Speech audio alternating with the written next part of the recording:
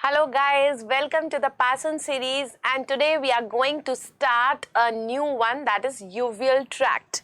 So let's get started with it. First of all, starting with the anatomy and physiology of the uveal tract. Now, as we all know, uvea is a highly vascular layer, and those of you who have studied from me knows that we always draw it with the red color because it is the most vascular part and it lines the sclera. So what is the prime function? If it is highly vascular, it is providing the nutrition to the eye, and then you have got the iris. This iris is responsible for the metabolism of the anterior segment. We have by the diffusion of the metabolites. So metabolites are actually diffused through this aqueous humor. Then we know the ciliary body. Now we have got three parts of the uveal tract. That is, we have iris, we have ciliary body, and we have got choroid. So one by one they are telling you what are the different functions of the different parts. We have got the iris. Iris is there, and that is actually responsible for the metabolism. Then you have the ciliary body. Ciliary body is secreting the aqueous humor, and that baths the avascular structures. So we know that the structures like lens and the cornea, which are avascular, gets the nutrition from this aqueous humor, and its vascularity unfortunately allows the frequent involvement of the uveal tract in the systemic vascular, immune and the infectious diseases. And that is the reason why actually uveal tract is so important, because it is involved in the vascular diseases, immune diseases, infectious diseases. Now, although separate topographically, if I talk about the iris, ciliary body and this choroid, that forms a continuous whole, continuous circle, and that is why it is actually called as the one uveal tract.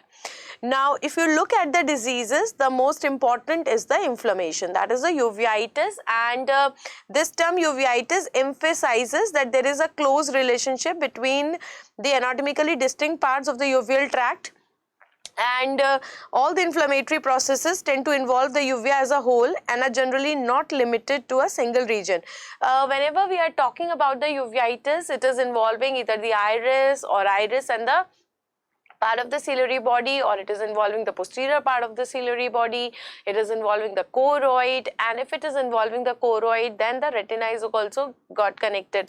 And there is also a type of inflammation where whole of the uveal tract is involved, that is your panuveitis. So definitely speaking, we have got different types of uveitis pertaining to different parts of the uveal tract.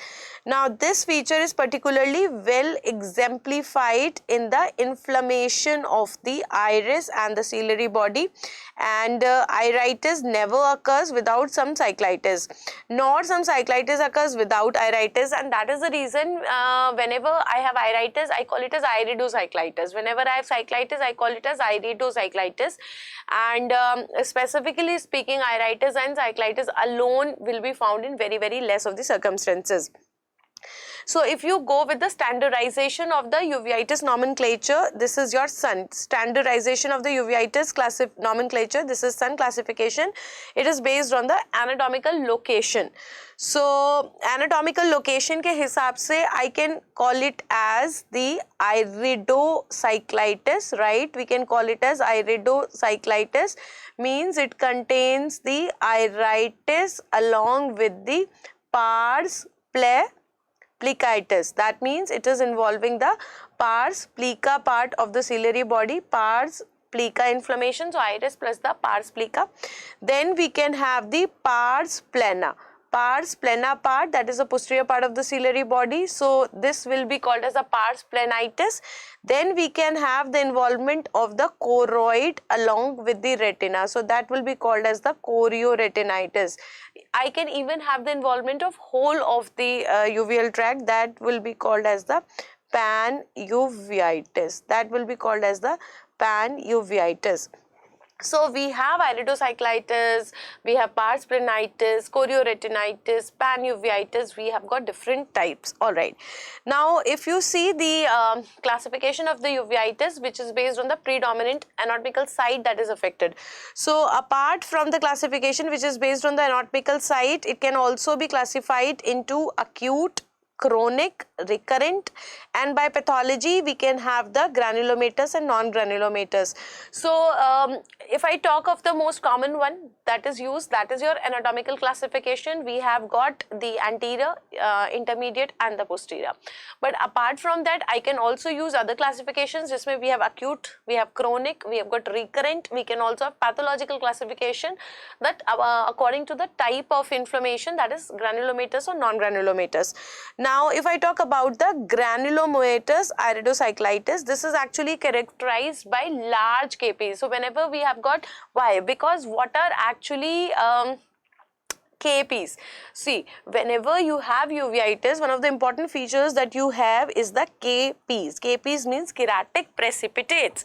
So these keratic precipitates are the inflammatory cells which are released. Now, if I talk about the granulomatous one, so what are the kind of cells they will be released? The type of cells will be macrophages. While if it is non-granulomatous, it is lymphocytes. So that is the reason. If you look here, I have got the granulomatous iridocyclitis. So what are the kind of uveitis KPs I will have? Mutton fat KPs I will have, which are the deposits of the lymphocytes. So in the granulomatous, actually they are not the lymphocytes, it is the macrophages which are derived from the aqueous, and this is, you know, somewhat thing. When we have got the non-pigmented KPs, the small one, fine non-pigmented KPs, then actually we have the lymphocytes. Then actually it is the lymphocytes. But when I talk about the mutton fat KPs, right? Mutton fat KPs that we get in cases of granulomatous diseases, then it is actually the macrophages. Then it is the macrophages that we are getting. Okay, then we can have the what you called as posterior synecdoche. We can have the iris nodules. So whenever you have iris nodules, they are again a feature of granulomatous kind of uveitis. There I can have the nodules on the pupillary border. These are called as a Koipe nodule. We can also have on the peripheral part of the iris. These are called as the Brusaka nodules. So again, two kind of nodules we have. Now how to remember them? Look at the pupillary. I've got 2P here, 1P here and 1P here. So Koipe also contains 2P here. Similarly, if I talk about the Brusaka nodule, so Brusaka is present at the peripheral part. So you can remember B for Brusaka and B for base. That is your base of the iris पे होते हैं. So that means if I am talking about the granulomatous uveitis, I am looking for the mutton fat KPs, I am looking for the Brusaka nodules. Alright. Now see this, these are your mutton fat KPs. So all those pictures which are given in the Parsons are really important, and that is why most of the pictures that have been given by me in eGurukul as well as your classes, okay, are the pictures which have been shared in the Parsons, right? So these are your mutton fat KPs. Can you appreciate these? Large one, fluffy, yellowish, laudaceous. This is your mutton fat KPs, and therefore KPs means uveitis, and this mutton fat KPs means a granulomatous uveitis. So maybe you are thinking about the granulomatous etiology. Alright, then afterwards a very important thing, see this, here you are getting these nodules just at the pupillary border. So these are actually your Koipe nodules. So these are your Koipe nodules which are present at the pupillary border. So you can easily classify it. Okay. Now, when I talk about the granulomatous uveitis, it is due to the invasion of the eye by the living organism. So, whenever I am thinking about the granulomatous uveitis, either it could be the invasion by the living organism itself, or it could be an autoimmune etiology. So, what type of hypersensitivity reaction? It is your type 4 hypersensitivity reaction, that is very, very common. Now, suppose there is some absence of the prior sensitization of the tissues, then this inflammation will be insidious in onset with a chronic course, and there will be a quiescent inflammatory reaction. Now, if I talk about the chronic one, so we have chronic inflammation due to the direct organismal infection, and there will be dense nodular infiltration rather than the diffuse exudative. So, means when you are having the granulomatous inflammation, what are the things you are going to think of? Either I have a live invasion by the organism, or I have some autoimmune etiology, or if I am thinking about the hypersensitivity reaction, then that will be type 4. Then in the absence of the prior sensitization, you can have a chronic inflammation. So that will be insidious in onset, and these are due to the dense nodular infiltration. So what kind of infiltration you are expecting is the dense nodular, not the diffuse one. While on the other hand, if I have the non-granulomatous uveitis, so here I will have fine KPs that I told you, and these are actually the fine KPs which are the lymphocytes. M4M, mutton fat KPs, will be your macrophages, and this will be comparatively, acute onset, shorter duration. This will be diffuse. So there is a clear-cut demarcation. If you see one hand, I have granulomatous, chronic it is, nodular it is, mutton fat KPs it is, while here in the non-granulomatous, acute it is. Then we have good diffuse, we have got small KPs, the lymphocytes. There is a considerable flare in the cells. We have a hypopion, and if you look at the keratic precipitates, they are made up of the lymphoid cells and the polymorphs. Now, what should be the etiology? Means uveitis itself means that it is of infectious etiology, inflammatory etiology. So, what are the things which are causing this? So, if you look here, determining the etiology of the inflammation of the uveal tract is one of the most difficult problems in the ophthalmology. So, in some cases the etiology is obvious and severe infections have distinguishing clinical features, but in most of the cases with a non-descript clinical picture, a definite diagnosis is difficult. So, we are able to make a diagnosis that this patient is having uveitis. We are able to make out that whether it is acute or chronic, granulomatous, non-granulomatous, but the typical etiology is actually difficult. It seems probable that most of these are not due to the direct infection, but they are immunogenic in origin. So this is well a known fact that uveitis is actually immunogenic in origin, and most of the times this is the reason that you have uveitis with other things, like you have uveitis with arthritis, you have the triad of Behçet syndrome, you have the triad of the Ritter syndrome, because this pathology is autoimmune in nature, and if the pathology is autoimmune in nature, you will definitely get somewhere other places also the autoantibodies. Now, the foreign antigen is usually an infectious agent, and the uveitis occurs late in the course of predisposing disease. Now, the following classification may prove useful. So, we can have either the infective exogenous infections, we can have secondary infections, we can have endogenous infections. So, if I talk about the exogenous infections, so in the exogenous infections, due to the introduction into the eye, they are coming through the perforating wound or ulcer. So, whenever there is a perforation, there is a wound, there is an ulcer, there is a possibility that the infectious agent coming from outside is entering the eye, and this will lead into the acute iridocyclitis, and mostly it is suppurative. Suppurative means the pus forming. So, it can be due to the endophthalmitis, endophthalmitis. Endo means the inner layer of the eyeball is involved, because there is an inflammation in the inner coats, and the outer layer, that is sclera, will be spared. Sometimes we also have the panophthalmitis. Here I have endophthalmitis, then even there could be panophthalmitis. Now, the simple difference between endophthalmitis and the panophthalmitis is the involvement of sclera. So, I can say endophthalmitis plus sclera is equal to panophthalmitis, which is extending up to the sclera as well as episclera. So, if sclera and episclera is actually involved, it is the panophthalmitis. Now, talking about the secondary infections. Secondary infections that means it is coming due to the spread. So, this spread is from one or the other ocular tissues. It could be coming from any other tissue. So, we can have the cornea, sclera, or the retina infection going. While the third is your endogenous infections. Endogenous infections the organisms are lodged in the other organ of the body, and they are actually reaching the bloodstream. So, basically whenever we have the infectious agent going to the uveal tract, it is a three routes. Either it is exogenous coming from outside, or it is coming from any other organ, right, or it is coming from the bloodstream. So, these comprises of the bacterial infections. There are a lot of bacterial infections which are known to cause uveitis. We have tuberculosis, syphilis, gonorrhea, brucellosis. Then we also have the viral infections. Viral infections में mumps, smallpox, influenza, in which we have iridocyclitis. We can also have the protozoal infections. In the protozoal infections, we can have toxoplasmosis. So the same mechanism will also cause the virulent panophthalmitis, which is seen in the septicemia. It could be due to the streptococcus, we have staphylococcus, meningococcus, pneumococcus, and the inflammation is actually the suppurative one.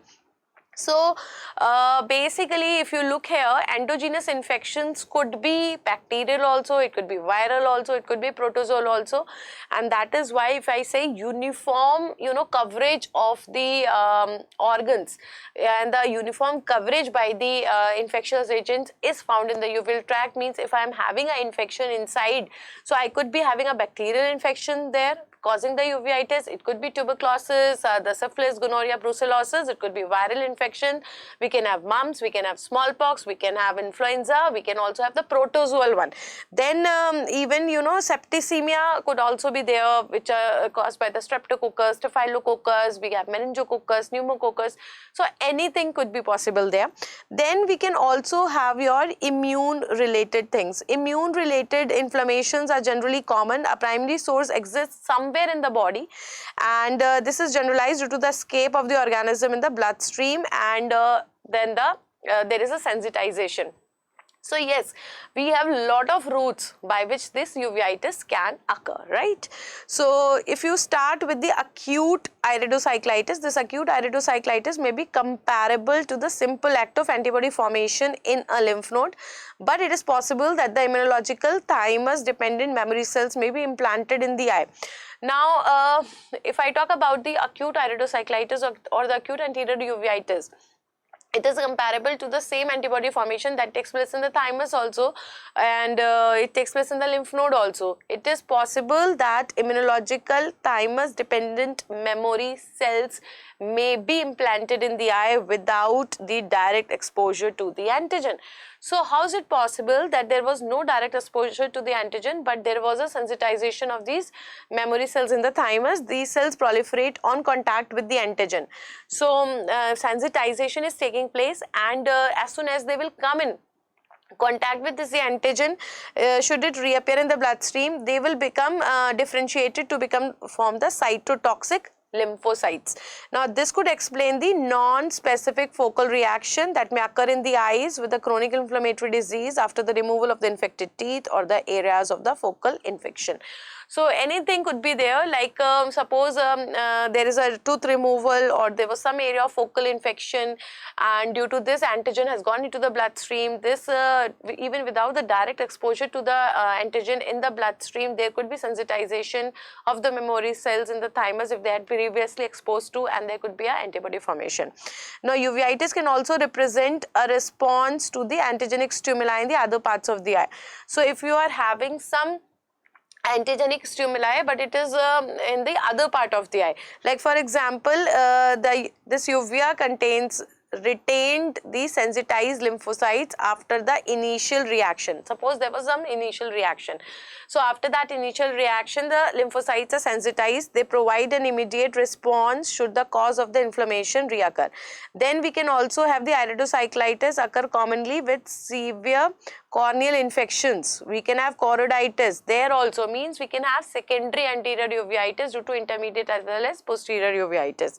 Then we can also have uveitis that can occur due to the hypersensitivity to the autologous tissue components. If there is a hypersensitivity reaction to certain tissue components, then that can also lead to uveitis. It is found in association with the Still's disease in the children. We have got SLE, then vaginous granulomatosis, sarcoidosis, ankylosing spondylitis, Ritter syndrome, relapsing polychondroiditis, Behçet syndrome, rheumatoid arthritis, which have autoimmune components. So there are actually a number of the autoimmune diseases which are responsible for creating the hypersensitivity reaction, and that is actually leading to the uveitis. A number of diseases are there, and you can clearly see all these are a possibility. So if a person is having a uveitis along with the features of SLE, go with that. if the person is having the uveitis along with the features of Still's disease, go with that. So all these diseases are actually the known causes which can actually lead to the uveitis. Okay, then a number of diseases which are associated with uveitis occur much more frequently in persons with certain HLA antigens. So again, there are certain diseases who are having the HLA compatibility, and the certain ones are more commonly involved with the uveitis. Thus, in patients with ankylosing spondylitis, 90% of them are HLA-B27 positive is there. Then there is also a disproportionately high percentage of patients of HLA-B27 antigenic group in the adult patients of the acute anterior uveitis. So if you remember when we discuss the iridocyclitis with the arthritis, okay, so the first important thing that shows the uveitis with arthritis is your ankylosing spondylitis, that is your HLA-B27 positive.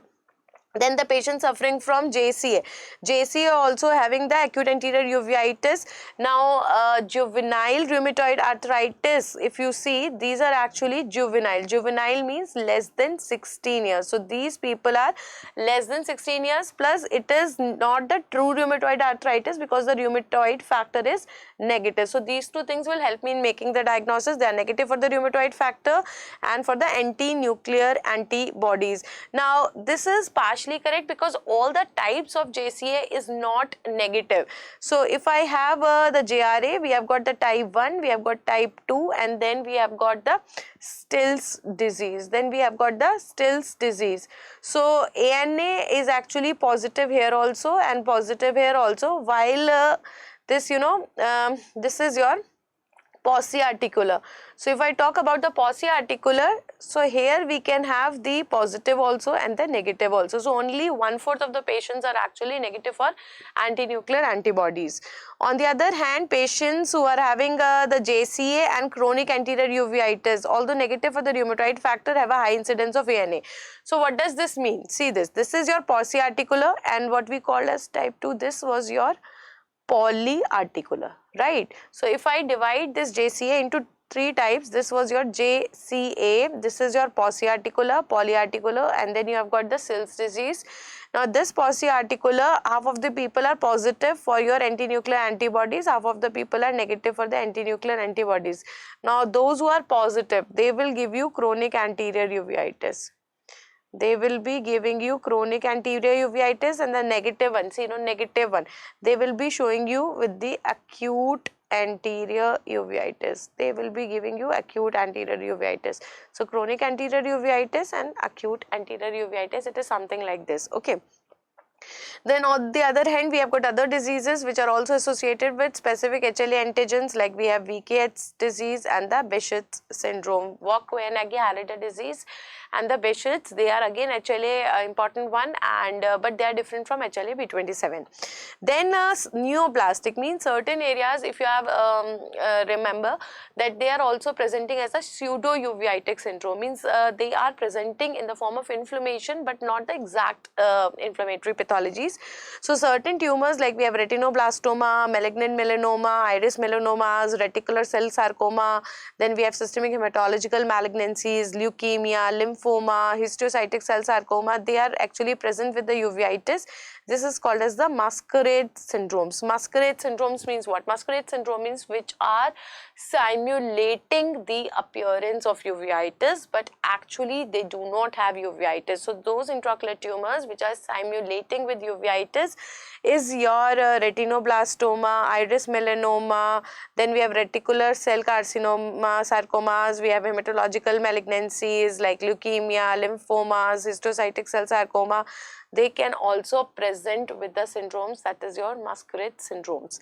Then we have got the traumatic one. Trauma may we have got the blunt trauma or the penetrating trauma, and they can produce iridocyclitis. So can you see the inflammations, the infections, and not only the infections, means every infection, bacterial infection, parasitic infections, viral infections, septicemic infections, neoplasias. Then we also have the trauma that can cause the uveitis, surgical trauma. Then we can even have the surgical trauma from the intraocular procedures like cataract extraction, trabeculectomy, vitreoretinal surgeries can also produce post-operative uveitis, and I think you will relate with this. Whenever we read the post-operative complications of an intraocular surgery relate with the cataract surgery, surgery, which is the most common one. So if you look at the complications of the cataract surgery, you have postoperative uveitis, you have cystoid macular edema, that is again a kind of uveitis, right? Then what is the distinguishing factor between the sterile postoperative inflammation and the infective endophthalmitis can be difficult, and the condition should be treated as infected in case of the doubt. A very, very important thing I will say, because many times I get this doubt even from the students that how to differentiate from the toxic anterior segment syndrome and the endophthalmitis. I must say a very difficult one. And you know, whenever we have this toxic anterior segment syndrome, even there also we can have chances of secondary infection. But the thing is that treated as the infective one unless proved otherwise, because you you cannot rule out the chances of infection even in a cases of toxic anterior segment syndrome, and it's always better to overcorrect, to give antibiotics rather than ignoring. So not a wise decision to exclude the antibiotics here. So what are the diseases actually which can be associated with the uveitis? So really a long list they have given, and I will not say to mug up, but go through that, you will get many things that you already know here. See, in the non-granulomatous acute, so you know that idiopathic is everywhere. Then you have got the infectious diseases. Now in the infectious diseases mein, we have already read bacterial hai, viral hai, parasitic hai, septicemic hai. So we have mumps, influenza, adenoviral, chlamydia, Lyme's, leptospirosis, Kawasaki disease, rickettsial diseases. Now Kawasaki I think is a very important one that you already read in the pediatrics, in the pathology. Then rickettsial diseases you read in the PSM, mumps and all you read in the pediatrics. So all these things try to correlate there. Then you have got a HLA-B27. HLA-B27 associated one are the ankylosing spondylitis, Ritter syndrome, Behçet's disease, psoriatic arthritis, inflammatory bowel syndrome. Then we read the lens-induced uveitis, in the lens-induced glaucomas also. Then you know the syndromes like we have Fuchs uveitic syndrome, we have got glaucomatocyclitic crisis, UGH syndrome. UGH syndrome you read in the post-operative complications of the cataract surgery. Trauma obviously can lead to inflammation. We always read this that a person who is having a trauma can be having glaucoma. It can be due to hyphema, that is blood in anterior chamber. It can be due to inflammation, that is inflammatory cells. Then we can have anterior segment ischemia could be there. We can have the secondary syphilis. Now looking at the chronic one. So chronic one are just three, so you can go through it. It is your JCF. You can easily make a mnemonic for this. We have got the JCF. So J will be what? J will be your juvenile chronic arthritis. Then we have got C for chronic iridocyclitis. And then you have got F. F is your Fuchs uveitis syndrome. So remember it as a JCF. Then we have got the granulomatous. Granulomatous mein acute is very, very rare. So go for the chronic. And this is I think very easy because you know all the granulomatous diseases like we have sarcoidosis, syphilis, toxoplasmosis, leptospirosis, leprosy, brucellosis. So all these things are your chronic one. Remember the fake one, anaphylactic, that is also the chronic one. Okay. Now coming to the clinical features. So if I talk about the clinical features, you know, the presentation is very, very different when I talk about anterior uveitis, when I talk of intermediate uveitis, and when I talk about posterior uveitis. So first let us start with the anterior uveitis, which is you know, typically a acute condition. So this kind of a patient usually comes with a sudden painful diminution of vision. So it is sudden, it is painful, and the thing is that we have spasm of the ciliary muscle due to which we have photophobia. So we have photophobia, blurring of vision, pain, ciliary congestion will be there, you will have tenderness, all the signs of inflammation will be there, you will have the keratic precipitates, the flare, the cells. So because there is inflammation, cells will be released. These cells are released from where? If you look at the eye here, and we have the iris here, then we have the ciliary body, and we have the lens, and these are your ciliary processes. Okay?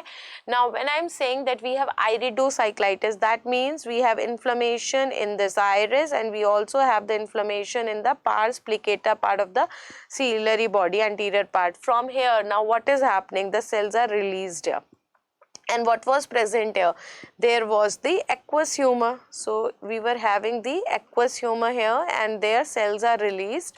So these are actually your aqueous cells, and we also have the protein deposits. So we also have the aqueous flare, and flare is usually the first sign of the uveitis that we get. These are actually the protein deposits. These are actually the protein deposits that we get. Cells are there. We can mark it as 1+, 2+, and 3+. And what is happening? These are going, and they are actually going, and they are forming the deposits on the posterior surface of the cornea. So when they are going on the posterior surface of the cornea, then that are actually called as the keratic precipitates. They are the KPs, and this is how we get the aqueous flare, we get the aqueous cells, we get the keratic precipitates, we get the ciliary muscle spasm. Due to that we get the pain, we get the induced myopia, and that induced myopia will give you the blurring of vision. These keratic precipitates will also give me the corneal clouding, the corneal edema. This will again give me the blurring of vision, and obviously because it is involving the vascular coat of the eyeball, so we have the circumciliary congestion. Alright, so depending upon the clinical presentation, now I can say it is iritis, or it is cyclitis, or it is iridocyclitis, and aqueous flare and aqueous cells cannot be seen by the naked eye, so for that we require the slit lamp. The course of the disease varies, like if it's just a milder one, it takes about 2 to 4 weeks for the inflammation. It will show the good dilatation of the pupil with the cycloplegics, because in the uveitis you will get a very small miotic pupil, and you will have rapid resolution after starting the treatment. However, if it is chronic one, in the chronic cases the ciliary body is always seriously involved, and complete resolution may occur in mild cases treated early and suitably, particularly if early dilatation of the pupil has forestalled the development of the posterior synecdoche. So in most of the cases, if it is acute, it is getting resolution, but yes, there is a question mark if they are chronic ones, and if you are treating them early, they are getting resolved. In all cases, a characteristic feature is the tendency to relapse. So a very important thing is that the chances of recurrent uveitis are again very high. In cases of the uveitis, each fresh attack runs a similar course but less severe. Now another important thing is that it is less severe. Otherwise, whenever we have recurrent attacks, we usually say that it is severe, more severe one, but this is actually less severe, leaving further traces and increased impairment of vision. Now, although the next attacks will be less severe, but there will be increased impairment of vision because it is getting accumulated. So if I talk about the iritis, inflammation of the iris has fundamentally same characteristic as in the other connective tissue, because it consists of connective tissue. So we will have the dilatation of the blood vessels occurring in with the impairment of the capillary walls. You will have exudation of a protein rich fluid into the tissue spaces, and it is due to the release of these proteins that leads to aqueous flare. Owing to the extreme vascularity of the iris, the peculiar distribution of the vessels, and the looseness of the stroma, hyperemia tends to cause the pupil to contract. A very important thing, why actually we have the small and miotic pupil in cases of the iritis. So why we are having? Because we have hyperemia that tends to cause the pupil to contract mechanically on account of the radial disposition of the vessels. Now an unusually large amount of exudation and swelling will cause the iris to virtually become a waterlogged sponge full of sticky fluid, and therefore what is happening? Normal reactions are abolished. So you get miotic pupil, constricted pupil, you may get irregular due to synecdoche, you may get abnormal structure of the iris. There could be atrophic patches in the long term, but initially there will be clogging. So that typical structure of the iris that we have, that we call it as collared pattern, that will be disturbed. And uske alawa, we will also have the sluggish reaction, because this pupil will not be able to show the reaction. The extravasated fluid will also contain the substances which are acting as irritants. So that also causes the muscle fibers to contract. Now since the sphincter overcomes the action of the dilator muscle, constriction of the pupil results.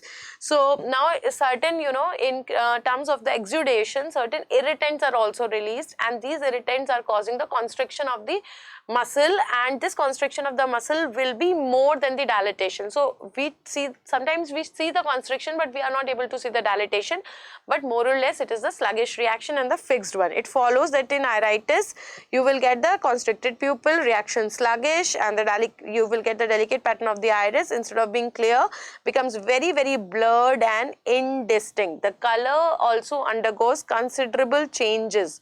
So what are the color changing? We have the blue iris becoming bluish or the yellowish green, or we have brown iris showing less difference but become grayish and yellowish brown. So in total I can say that there will be change in the color as well as structure of the iris. So we are having the changes at the level of conjunctiva, we have circumcorneal congestion, we have changes at the level of cornea.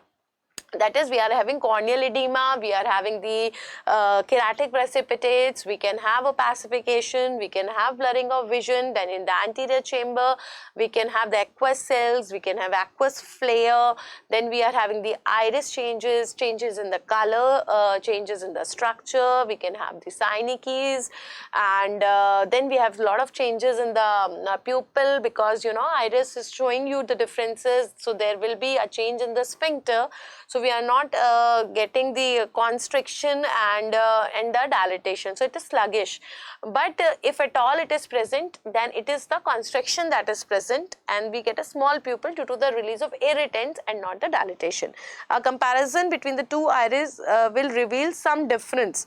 So because it is usually unilateral, so you will get the heterochromia. So if it is unilateral, you will get the heterochromia and you will get the different color of the iris. The hyperemia will also manifest in the form of circumcorneal congestion, and you should know what is the difference between this circumcorneal congestion from the conjunctival congestion.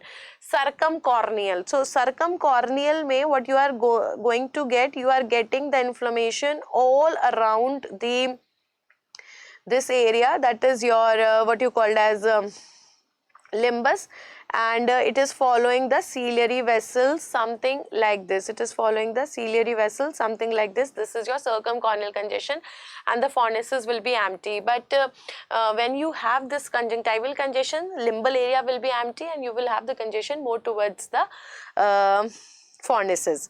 Then most marked if the ciliary body is seriously involved. So this hyperemia will be more if more and more ciliary body is involved, since the iris is richly supplied with the sensory nerves. And what is the supply? With the ophthalmic division of the trigeminal nerve. Pain is there, and that is worse at night. Again, a very, very important symptom. So we will have circumcorneal congestion, we will have pain, and especially which is worse at night. It is not confined to the eye, although severe neuralgic pain is felt here, but also refer to the other branches of the nerve. So that is the reason that it is also going to the forehead, it is going to the scalp, cheeks, malar bone, sometimes to the nose and teeth. So everywhere it is going. So this patient is actually in grave pain who is coming with the uveitis. Then we have got the albuminous exudates escaping into the anterior chamber. So these protein exudates are escaping into the anterior chamber, that is leading to the turbidity in the aqueous humor, that is your flare, particularly if the ciliary body is involved, and the aqueous becomes plasmoid containing the leukocytes, minute flakes of the coagulated proteins could be there, fibrinous exudates could be there. So it becomes actually hazy, it forms a milky flare, and this flare is actually seen in the slit lamp. Slit lamp may will make a very small slit. We make only this much amount of slit in order to see the 2 mm slit to see the flare. Okay, now this turbidity will actually interfere with the clear view of the iris and is easily mistaken for the haziness of the cornea. So it is not actually haziness of the cornea can occur due to the keratic precipitates, haziness can occur due to corneal edema, but this is actually the turbidity of the aqueous humor which is taking place. In very intense cases, we can have the polymorphonuclear leukocytes pouring. They are sinking to the bottom to form the hypopion. So when the exudates have become very, very large, they will sink to the bottom, they will form the hypopion. We can also have blood in the anterior chamber, that is hyphema, but they means they are rare, but they can take place. At the same time, nutrition of the corneal endothelium becomes affected, cells become sticky, desquamate, and that is why we have got a lot of inflammatory cells there. These inflammatory cells are going depositing on the posterior surface of the cornea and forming the keratic precipitates. So again, they are a very, very important features of iridocyclitis. keratotic precipitates is rather the most important feature. The exudates poured out by the iris, they also cover the surface of the iris as a thin film, and completely they will come over the pupillary area. So when these are very, very profuse, this is actually called as the plastic iridocyclitis. Again, a very important question asked by the students so many times, that what is the meaning of plastic? Plastic means that you are having the fibrin deposits, exudate deposits just over the whole of the surface of the iris. That is called as the plastic iritis. The pupil may get blocked, and once the pupil is blocked, obviously the sight will be greatly impaired.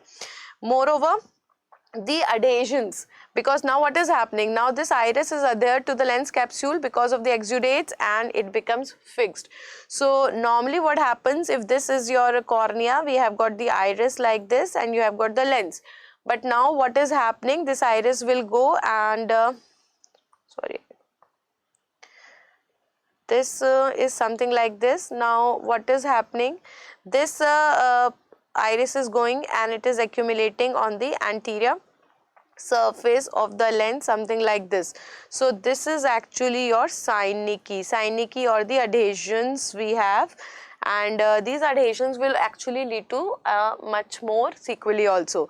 So what is happening, so if you are instilling this atropine or hometropine at a very early stage, the iris may be freed and the pupil just becomes dilated and circular. But if you are late, adhesions formation will take place and then it will be just irregularly dilated. So if this is irregularly dilated, then this is called as the festooned pupil. It is irregularly dilated, then this will be called as the festooned pupil. Alright. In the such cases, we can also have the spot of exudates or the pigment derived from the posterior layer of the iris may be left permanently over the anterior capsule of the lens, and that can form a evidence of previous iritis. So like we see in cases of the acute congestive glaucoma also, we always have that walk stride. Similarly, if you look at the patient of iritis who had previously suffered from the attack of iritis, again you are able to see some evidence on the slit lamp. If however the adhesions are allowed to become organized, they are converted into the fibrous bands with which the atropine is unable to rupture, and these fibrous bands are unable to rupture by the atropine, and such form adhesions are actually called as the posterior synecdoche. Now posterior synecdoche means what? Posterior synecdoche means adhesions, and posterior means posterior to the iris. So if there are adhesions posterior to the iris that I showed here, these are the adhesions which are posterior to the iris. What is happening here? Suppose this is your iris, so this is going and only this pupillary margin is going and it is adhesioned on the anterior surface of the lens, then that is called as your posterior synecdoche in the ring, that is ring synecdoche. But if whole of the iris goes, suppose this is your lens here and whole of the iris goes and it's accumulate and adhesioned on the surface of the lens, then this is called as a total synecdoche. So there is a difference. This is your total synecdoche, while this one, can you see this one is your ring synecdoche, this here and this here. Can you see the difference here? So there is bowing of the iris here because this is accumulation of the aqueous humor behind, so it is pushing the iris. So slowly and gradually we will get ballooning, and due to this accumulation of the aqueous humor here, this iris will be getting ballooned here. So this iris also getting ballooned here. So this is actually called as your iris Bombay formation. This is called as the iris Bombay formation, where you have ballooning of the iris. You will have sudden closure of the angle of anterior chamber that will lead to the acute congestive glaucoma. So I think you have understood what do you mean by the posterior synecdoche here. They show some predilection over the lower part of the pupil in early stages. Why more predilection towards the lower part? Because of the gravity. When they are localized and mydriatic causes the intervening portions of the circle to dilate, so that will be your festooned appearance. So I told you when they are dilating with the irregular one, so when they are dilating with the irregular appearance, then this is actually called as your festooned pupil, right? Such a irregular pupil is again a sign of your past iritis. Now owing to the contraction of the organizing exudates, the pigmentary epithelium on its posterior surface may be pulled around the pupillary margin so that the patches of the pigment could be seen on the anterior segment of the iris. Now if you are seeing these patches of the pigment on the anterior segment of the iris, then this is called as the ectropion of the uveal pigment. Then in the severe cases, plastic iritis or after the recurrent attack, whole of the pupillary margin may be tied down on the anterior capsule of the lens, then that is your annular synecdoche or the ring synecdoche, and that is called as seclusio pupillae. So this is what I told you. If it is something like this and this is your lens, whole of the pupillary margin is going and it is adjacent on the anterior surface of the lens layer, anterior surface of the lens here. So this is called as your ring synecdoche or your annular synecdoche, or it is called as the seclusio.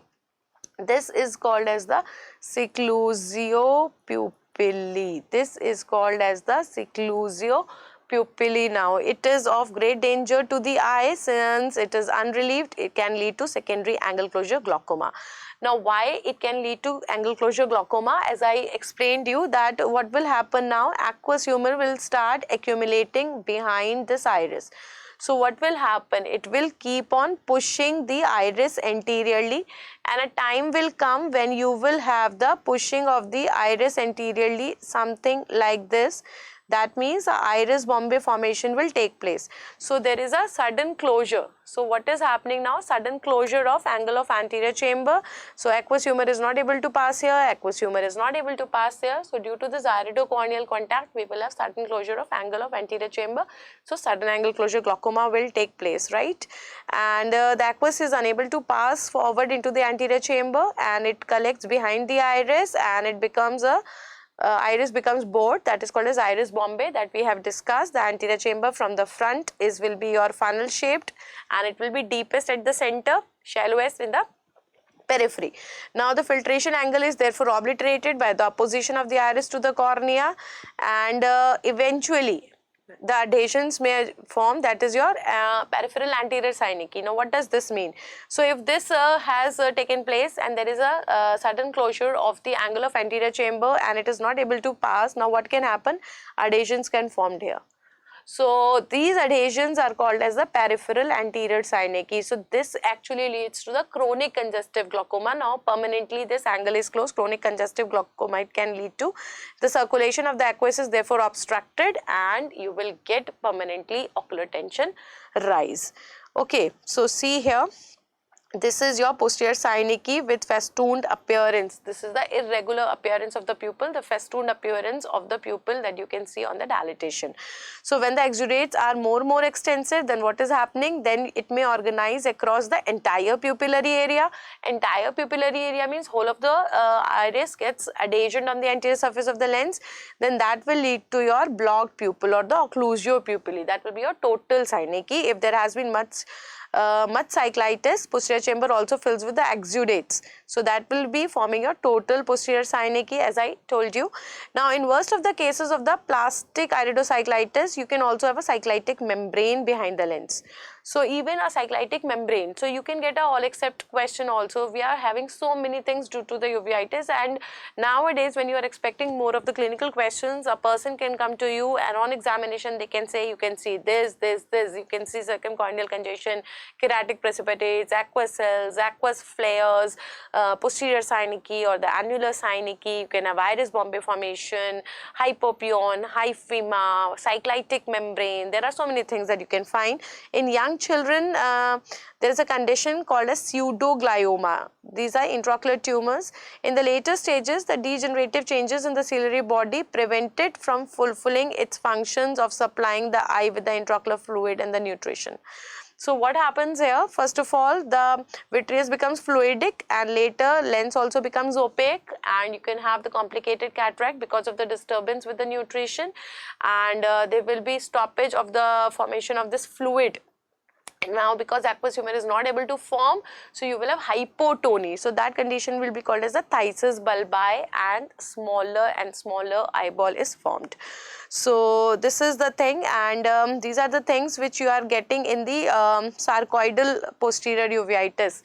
So this will be seen when we will move towards the intermediate uveitis or the pars planitis. So for today we have discussed the anatomy and physiology of the uveal tract. What are the conditions that can cause the uveitis, right? What are the infections, the tumors, then what is pseudoglioma, what are the conditions that can mimic like uveitis, then how to find out whether it is granulomatous, non-granulomatous, acute, chronic, what is the most common type of classification of uveitis, that is your this anterior, intermediate and the posterior.